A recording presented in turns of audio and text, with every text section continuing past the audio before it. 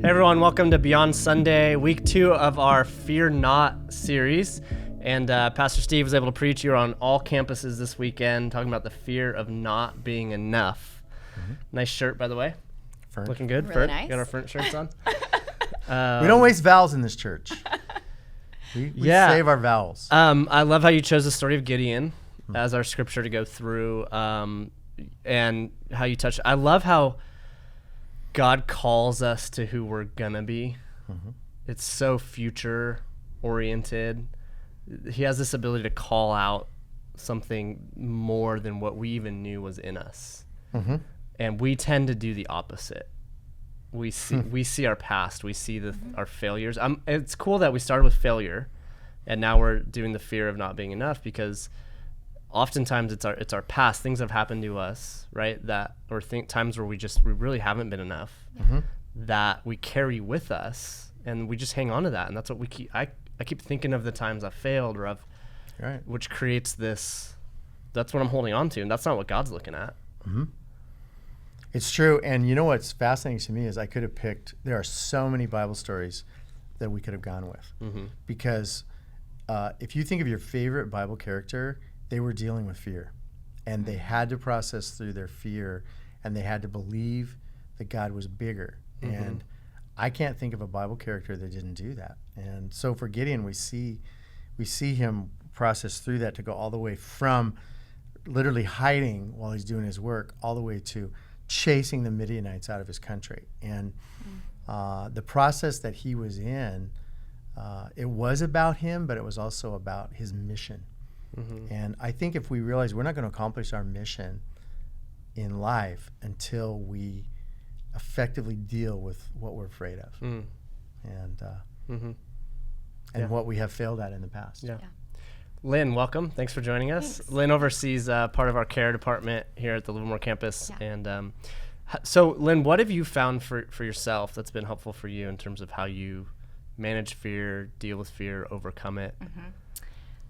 First of all, it started with I had to say, what do I look like and how do I envision myself without fear? Mm-hmm. So that I believed was what God saw me as. I just couldn't get there.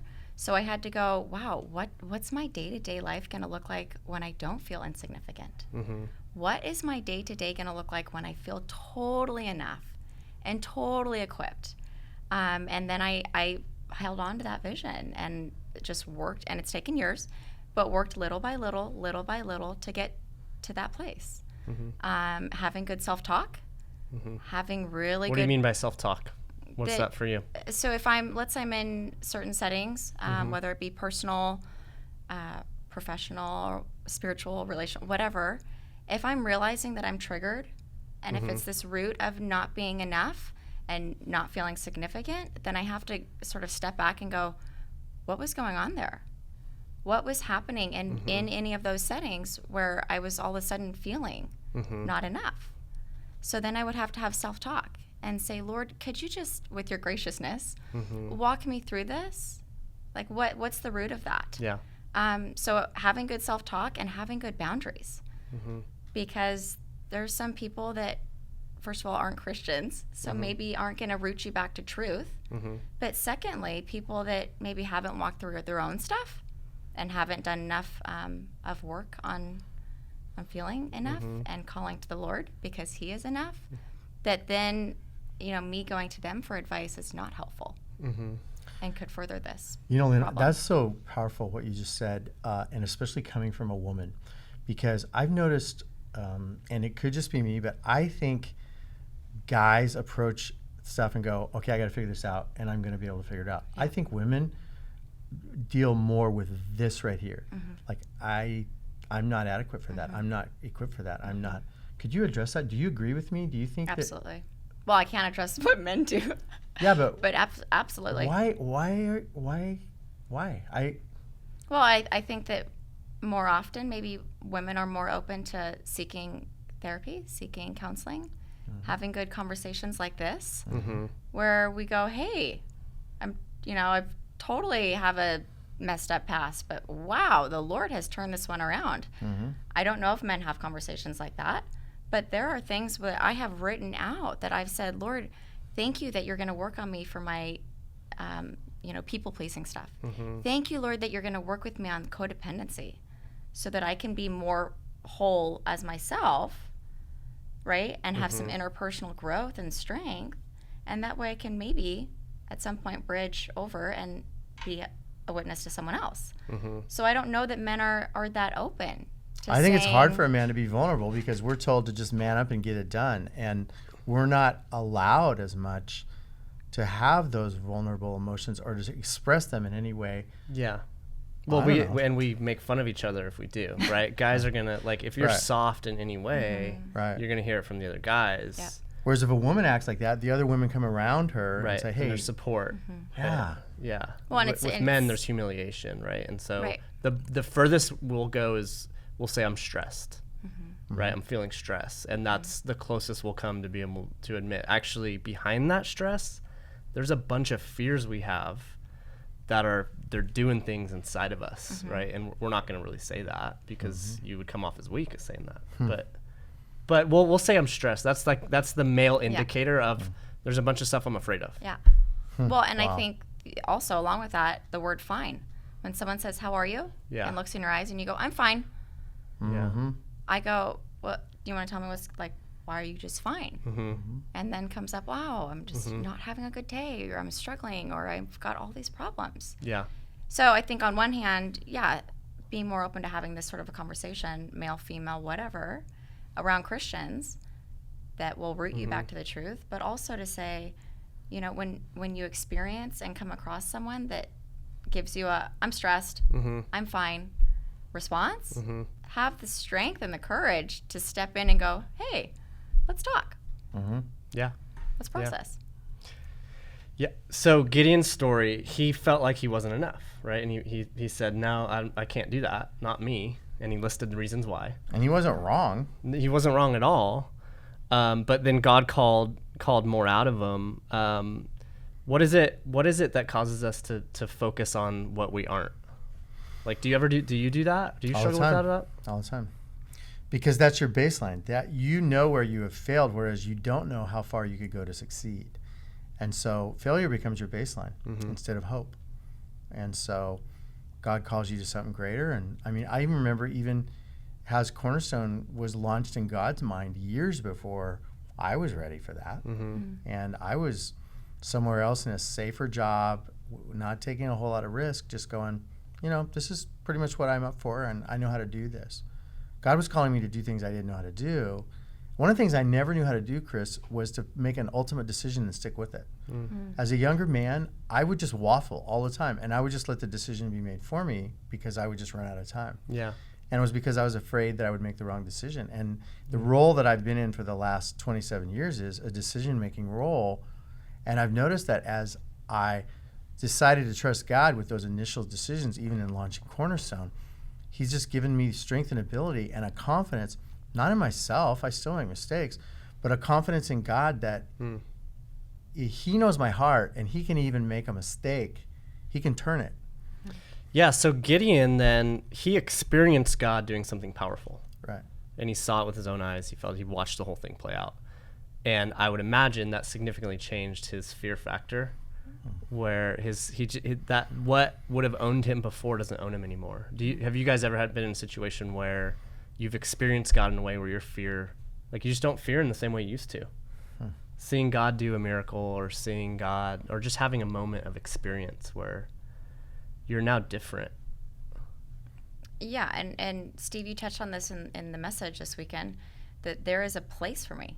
There's a place, and it was in Kentucky at the end of a women's retreat that was my first and full amazing moment of surrender, where I let go of and really had to address all the, insignificance or low self-esteem, or no self-esteem. In fact, I had no self-esteem.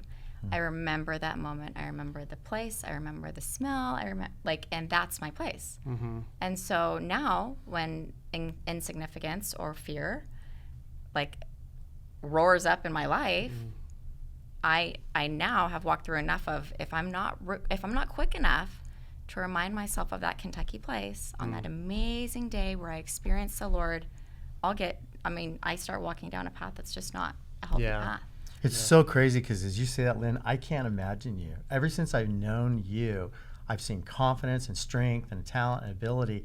And the Lord even said to me, this is one of the women in our church that's going to press not only her ministry forward, but other women's ministry, other women to be in ministry and to press forward. So when you talk about that young woman in Kentucky, I got to tell you, that's not how you present yourself. Yeah. So you really have done a lot of work in that Yeah. regard. Yeah. Sometimes when people see somebody like you, you're relatively young and you're really accomplishing a lot, they think, well, if I was like her, I would do that too. And what you're saying is, I wasn't always like her. No. Yeah. I was not. No. And a lot of this fear stuff. I was afraid of being vulnerable. I was afraid of even myself. I didn't know who I was, even though God was telling me I was someone else. And so there's part of, and later on in the Gideon story, there's part of of Gideon testing. And so I did that. Right. That was part of my thing. Let me test you, God, and see if you're still going to pull me in to say, no, I've called you to be someone else. And that's why you're going to want to read the whole Gideon story, because we didn't press into where he lays out these wool fleeces for God to show him. And that's probably not the best way to discern God's will, but it was his level at that point of maturity. And I love how God is so patient with him and says, hey, I'll jump through your hoops. Yeah. Any other God would be really impatient with someone showing a lack of faith. Our God just says, well, you have a little bit of faith. I can work with that. And that's what we're trying to get our Cornerstone people to do, Chris, is to not take huge steps of faith if they've never taken one, to take a small step of faith. And God will take us through baby steps. Now, I got to warn you, he's going to take you into some things that are big, many of us. But that's not for today or tomorrow. Today or tomorrow is you're frozen right now in fear. Move out of that and trust God. Yeah. Around this topic, there's also a long line of thinking, and sometimes we can get into this of well, if you have faith, fear will go away, which I haven't found that to be true. I mean, on one level, but I also know people who are pursuing God passionately and have a ton of faith, and they can't get rid of a fear or anxiety that won't go away, and that could be something chemical, and so I think it's nuanced in the sense of I think there is a direct correlation between an increase in faith and a lowering of fear, but it's not always that simplistic. Maybe faith will help me climb that mountain of fear, and maybe that means I see a therapist. Maybe that means a psychiatrist says, your anxiety, you mentioned it being chemical. I experienced that. And before I went through panic attacks and anxiety, I thought people who were depressed and anxious just needed to, get over it. And I discovered I couldn't get over it without God's help and without my Christian psychiatrist who said, Steve, there's things happening in your brain that we can help you with. And so there was a season there where I really let myself be weak so that I could become strong in the process. But God has never completely taken away my fear. He's made me brave. And I think that's a big piece of this. Having courage and being brave enough to say, hey, I'm not really actually feeling totally myself right now. Can I have some friends around me that are speaking truth into my life to bring me back to this equilibrium? Yeah. And let's address open-handedly. It helps us to know that you've had a panic attack, because then those of us that have had panic attacks go, okay, I'm not alone. I'm not the only one this has happened to. And maybe now you and I can have a conversation because we both dealt with this. Lynn, I've had panic attacks while I'm preaching. And because a panic attack lasts 20 minutes. Once it starts, the chemical that has been released in your brain throughout your body, it takes 20 minutes. Once you can float through and stop the panic attack, you're still got another 20 minutes of sweating. And I preached an entire sermon while I was having a panic attack. And I felt like just stopping and going, hey, everybody, just so you know, I'm doing this while I'm having a panic attack, so you can do it too. And I probably should have done that, but it would have been such a distraction. Because it's like, no, you're not having a heart attack, Steve. No, you can still turn your head. It's not frozen. All the things that would happen to me in a panic attack, the sweat coming down. And later someone said, were you okay? And I go, what were you seeing? And they go, you were sweating. And I was having a full-blown panic attack. And they're like, you kept preaching. I go, yeah, because God has taught me to push through and not fight it. For sure. And just go, I can do all things through Christ who's giving me strength right now. Absolutely. And I think that's the best way to battle it.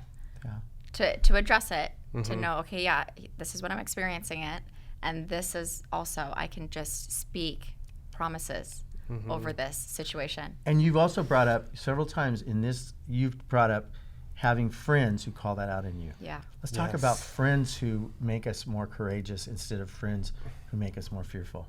Well, if I have friends that are even non-believer friends that don't have good boundaries and good Christian biblical lifestyle, then I can easily go down that path, right? So if I'm addressing and sharing with them that I'm struggling, if they don't know how, and because they don't know, but if they don't know how to bring me back to a good place, then I'm asking for more pain, and I'm asking for, right? So not getting back to the right measure or the right way to deal with it. But having people in the church or care groups or community groups, community groups is a huge piece of this. To have a strong rooted, I like intimate groups, 2-3 people that are my people that I can call on at any time of the day or night and say, hey, I just need to process with you. Could you just listen?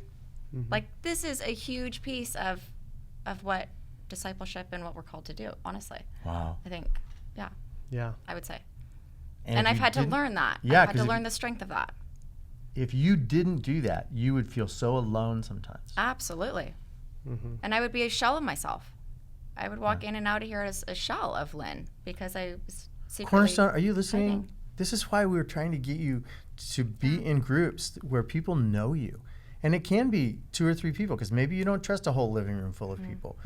But we've got to open up to someone. And for guys, it is different than women. You may need to be in an all guys group. I don't know. But get into some kind of accountability and encouragement with other Christians. Yeah. Fear not. Yeah, absolutely. And Christians who can call out who God's making you, who he's turning you into.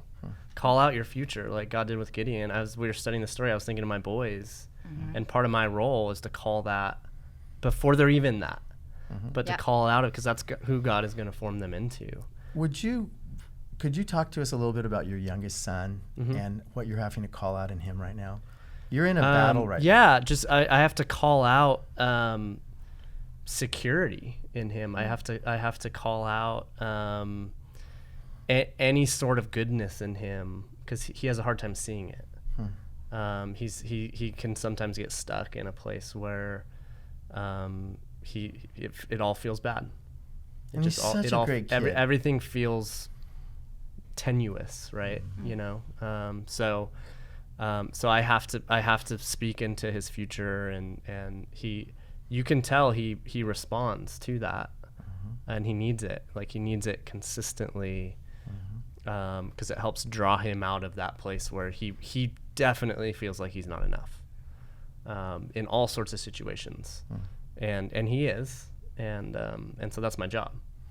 Well, and you're going to look over back and on over this and over time and over just and go, over. yeah. And Yeah. he might still be your age, and you'll Yeah. still be doing it. Yeah. But you're going to see progress. So you also have to have faith for him. Yeah, absolutely. Absolutely. And And we do. and I'd venture as much to say is that's the conversation the Lord has with us. Yeah. That as you call out in your son, hey, you have security. Hey, I've got this. This is who I see you as. This is the Lord's conversation with us. Yeah. You're secure. I have you. Yeah. That's why, like, El Shaddai, the God of sufficiency, the God of being enough, like, call out his name. Yeah. Yeah. Wow. Well, I think that's about enough. That'll wrap us up. And we're praying for you all. This is a deep topic. This is a great topic because it's so relevant for all of us. And we're diving into deeper water We're next going to go weekend. even deeper next weekend. It's going to be great, the Yeah. fear of intimacy. And so we hope you all join us for that. We'll talk to you soon.